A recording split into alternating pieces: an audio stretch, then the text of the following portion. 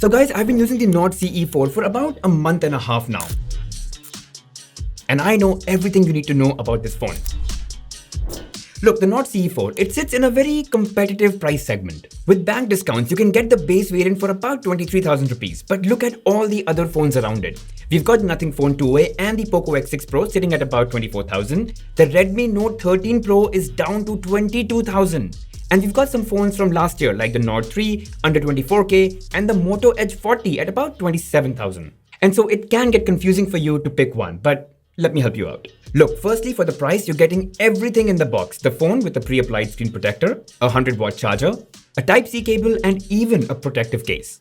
And next, there's design. And there's both good and bad. Let's talk about the good things first. It feels like a well-balanced phone. Despite having a bigger 5500 mAh battery, you'll never feel it's bulky or heavy. At this price, of course, it's plastic all around and at the back, which isn't a bad thing. It's durable, it keeps the device pretty lightweight, and it's cheaper to replace. But yes, it's not going to feel premium in your hand. And I would generally say that it's fine considering the price point, but then I saw the Nothing 2A at this price, which does offer premium design, so that's something to learn from. Now, surprisingly, despite being plastic and glossy, it doesn't get too smudgy with fingerprints easily.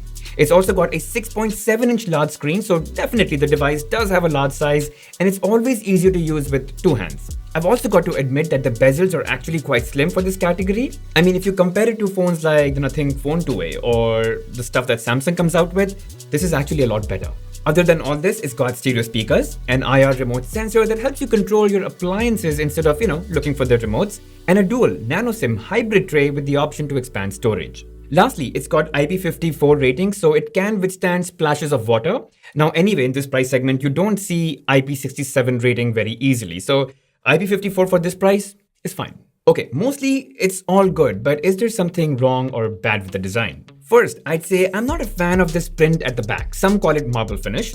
To me, it just looks like clouds in the sky. I mean, I personally prefer a simpler, cleaner, no pattern kind of design, but again, that's just me. They do have a dark chrome color, which might be something more that I would lean on. Secondly, no alert slider. I mean, I know this is the core edition, but OnePlus should retain some of its core features, alert slider being one of them. And third, it does not have Gorilla Glass protection. It does have a reinforced Panda Glass, but we all know that Gorilla Glass is a more reputed, tested, and standard display protection. It would have been nice to see that on this. Okay, next up is display.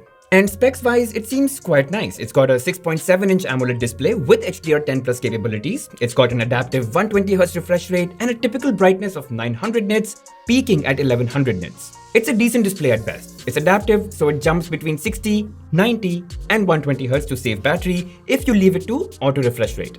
Of course, you could switch it to 120Hz permanently and have every app run smooth as well, but at the cost of some battery efficiency. Apps like Prime and Netflix, they support HDR playback, and if you look at the titles, they do show HDR compatibility, so that's good. But I did think there's a bit of room for improvement on the display front. First of all, brightness peaks at 1100 nits, and while that's enough for majority people, I think it could have been brighter. Second, I think the display is a bit more blue than usual. And sure, you could go into settings and make it a bit warmer, but most wouldn't know how to do that.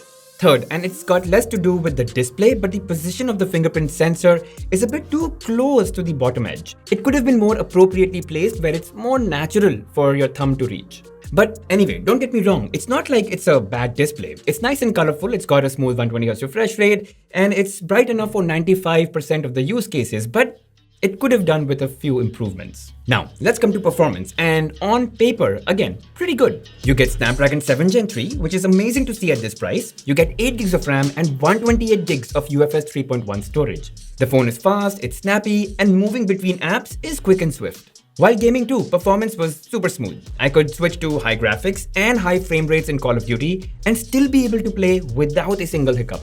So, what's not good about this? First, let's just compare performance benchmark scores along with some other phones in this price segment, and you'll see it's not the best in the segment. Though benchmark scores are not everything, I think optimization plays a very key role, and this phone is pretty good at that. Second, there's no specific cooling tech. Like OnePlus 11 and 12, they have VC cooling.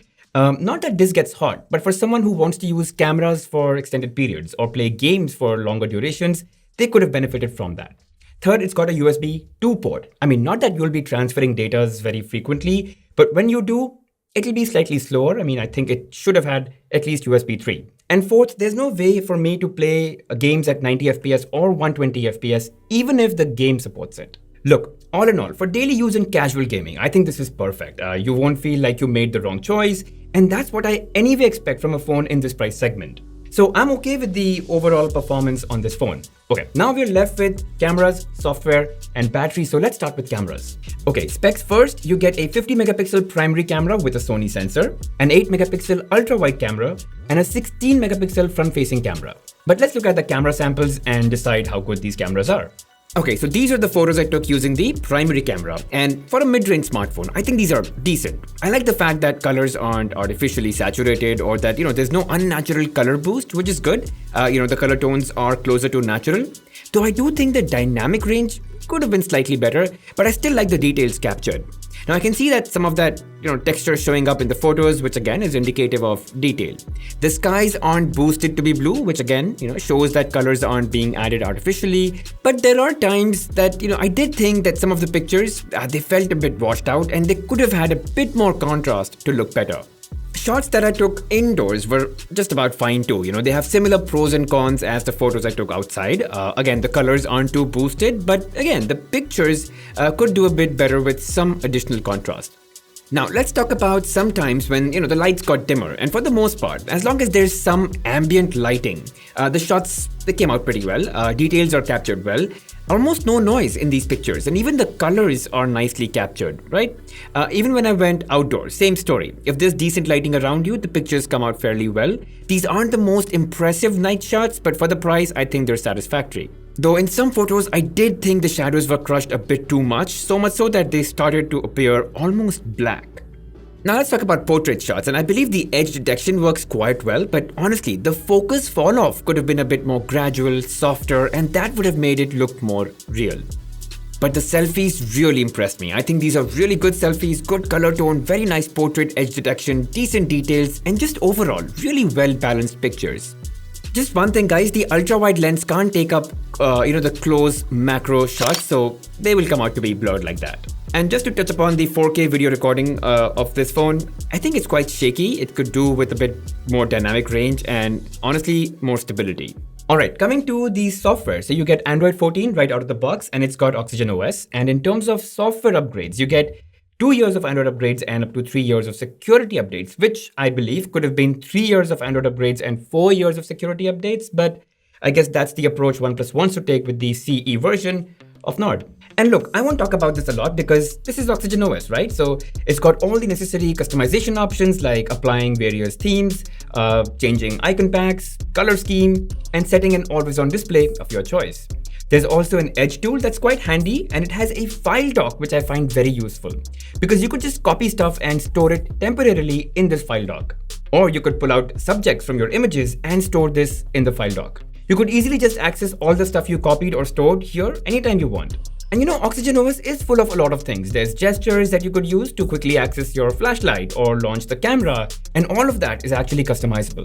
I mean, there are countless videos on YouTube that talk about everything that Oxygen OS can do. So, feel free to watch them and know more about Oxygen OS, or let me know in the comments if in case you want me to do a video telling you features of Oxygen OS. Oh, and yes, there are very few pre-installed apps that do come with the phone, but again, don't get too bogged down about that because you can just uninstall them and have a cleaner experience.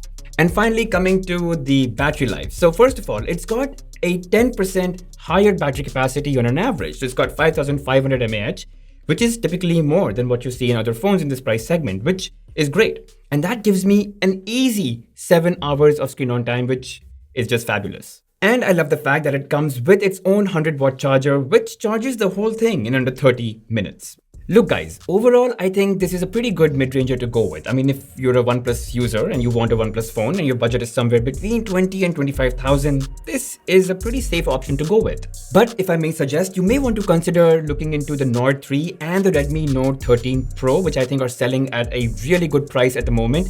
You could also think about the Nothing Phone 2a, which is a very interesting take on design. It's got a decent performance and a very smooth UI, so definitely an option to think about. And if at all possible for you to extend your budget by a bit more, you could think about the Moto Edge 50 Pro that just launched. It's got, a better display, a better build, better materials, It's got a better camera as well. So think about that. But yeah, that's it guys about the Nord CE4. If you guys still have any questions, doubts, comments, let me know. If you guys still have any questions, thoughts, doubts, let me know in the comment section. I'll definitely help you out. And if you guys did enjoy watching the video, make sure you hit that like button, subscribe to the channel, hit that bell notification icon, and please mark all. It really helps the channel grow. I'll see you guys in the next one.